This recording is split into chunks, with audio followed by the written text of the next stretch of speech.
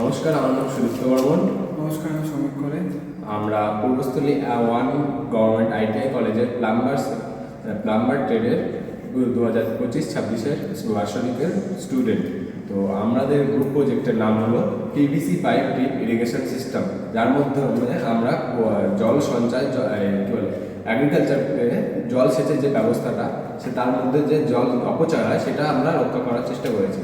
তো এটার মাধ্যমে আমরা জল যতটা সম্ভব বাঁচানো যায়, আর এটার মাধ্যমে আমরা গাছের পুরো গোড়ায় জল পৌঁছানোর ব্যবস্থা করেছি।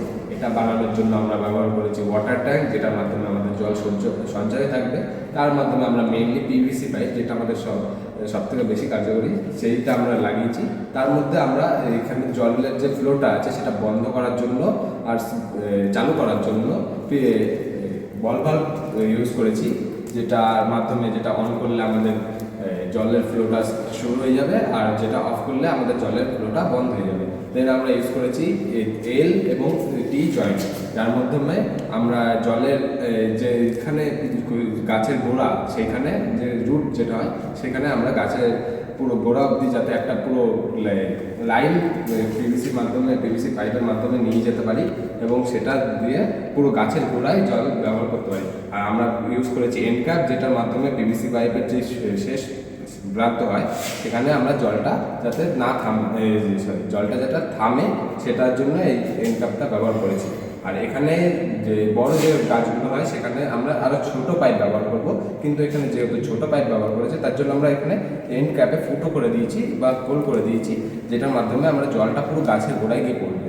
তো এই মেটেরিয়াল ইউজ হয়েছে আমাদের এগুলো।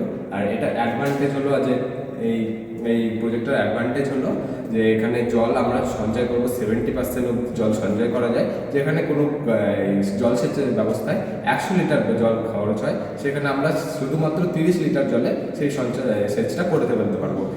আর এটার ডিসঅ্যাডভান্টেজ যে এইটা লো মেনটেনেন্স করলেও কিন্তু এটা একবার যদি বানিয়ে ফেলা হয় সেটা তোমার শুধুমাত্র যে 12 মাসের যে গাছগুলো হয়, যেগুলো অ্যাগ্রিকালচার করা হয়, সেগুলোতেই আমরা অ্যাপ্লাই করতে পারবো। সিজনালি যেগুলো হয় 6 মাস 2 মাস, যে তারপরে যে আবার নতুন ফসল সেই জমিতে চাষ হয়, তাতে আমরা এগুলো অ্যাপ্লাই করতে পারবো না। তাহলে এটা গ্রিন হাউস এফেক্ট, যে গ্রিন হাউসে ওখানে অ্যাপ্লাই করতে পারবো, অনেক নার্সারিতে অ্যাপ্লাই করতে পারবো। তো এই প্রজেক্টটা বানানোর যে পদ্ধতিটা সেটা আমাদের বলে দেবে সঙ্গীত বলে। আমরা এই প্রজেক্টটা তৈরি করার জন্য একটা ট্যাঙ্ক ব্যবহার করছি, যেটা আমরা একটা ওয়াটার ট্যাঙ্ক হিসেবে ব্যবহার করেছি।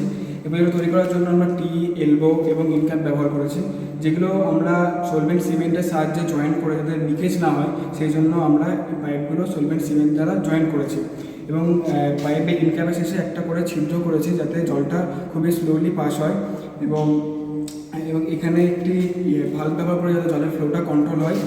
এবং আমরা এগুলো সব মেজার করে নিয়েছি, কারণ মেজার করে না করলে মানে মাপ মতো না নিলে সেই কোনো গাছের আগে নাহলে পরে হয়ে যাবে। আর যে ছিদ্রটা করেছি ছোটো এখন করেছি, কারণ জলের যদি স্রোতটা বেশি হয় তাহলে বেশি জল পড়ে যাবে। এবং কখনো জলে একদম ছোট ছিদ্র করে নিলে সেটা জল কখনো ছোট হয়ে যায়, মানে একদম সরু পড়বে, জল পৌঁছাবেই না গাছের।